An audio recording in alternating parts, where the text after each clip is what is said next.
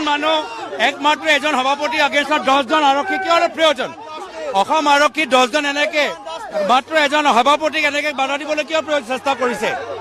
আমি সকলোৱে বিচাৰিছো আপোনালোকে ওলাই আহক ন্যায় দাবীত সকলোৱে তাত গৈ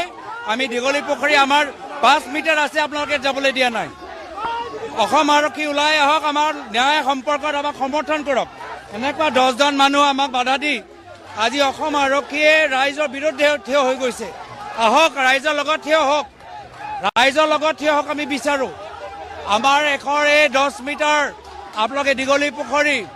জুবিন গাৰ্গৰ মৰমৰ দীঘলী পুখুৰীলৈ যাবলৈ দিয়া নাই অসম আৰক্ষীয়ে কিয় জুবিন গাৰ্গৰ মৰমৰ দীঘলী পুখুৰীৰ ওচৰত ৰাইজক যাবলৈ দিয়া নাই এই প্ৰশ্নটো স্পষ্ট আজি দীঘলী পুখুৰীৰ ওচৰত যিবোৰ গছ এই গছবোৰ লাহে লাহে এখন চৰকাৰে কাটিবলৈ আৰম্ভ কৰিছে আমি ন্যায় বিচাৰিছো বৰ্তমান চৰকাৰে যি ধৰণৰ পদক্ষেপ লৈছে তেওঁলোকে ন্যায় সম্পৰ্কত নহয় তেওঁলোকে মুখ্যমন্ত্ৰীৰ চকীটো ৰক্ষা কৰিবলৈ বিচাৰে এইকেইটা দিন যিবোৰ পদক্ষেপ বৰ্তমান চৰকাৰে লৈছে সেই জুবিনদাৰ ন্যায় সম্পৰ্কত নহয় মুখ্যমন্ত্ৰীৰ চকী ৰক্ষা কৰা পক্ষত লৈ আছে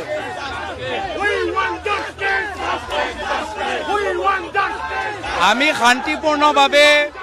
জুবিন গাৰ্গৰ মৰমৰ দীঘলী পুখুৰীৰ ওচৰত যাৰ কাষত গছ কৰ্তন হোৱা বাধা দিয়া ক্ষেত্ৰত জুবিন গাৰ্গে আন্দোলনৰ ৰাস্তাত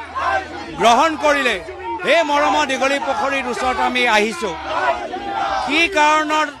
অসম আৰক্ষীয়ে ওপৰৰ পৰা নিৰ্দেশ পাইছে আমাক বাধা দিবলৈ আমি গম পোৱা নাই নিশ্চয় অসম আৰক্ষীক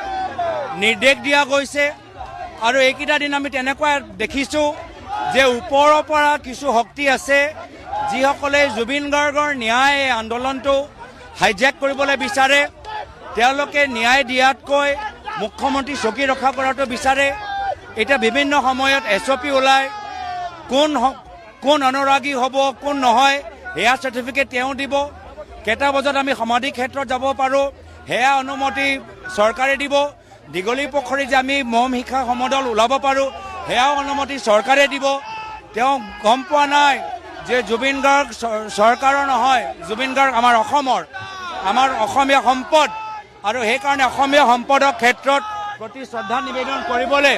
আমাক চৰকাৰৰ অনুমতি নালাগে তেওঁলোকে ন্যায় পক্ষত নহয় তেওঁলোকে হ'ল মুখ্যমন্ত্ৰী হিমন্ত বিশ্ব শৰ্মা ডাঙৰীয়া চকী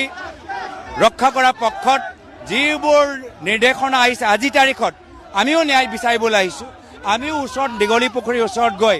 আমি ন্যায় এটা দাবী জনাইছোঁ কিয় বাধা দিছে কিয় বাধা আমাৰতো দলীয় পতাকা নাই আমি ইতিমধ্যে বিভিন্ন জিলাত শান্তিপূৰ্ণভাৱে কৰিলোঁ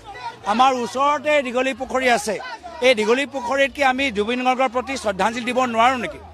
এটা মনোপ্ৰাৰ্থনা আমি কৰিবলৈ নোৱাৰোঁ নেকি অসম আৰক্ষীয়ে কোনে নিৰ্দেশ দিছে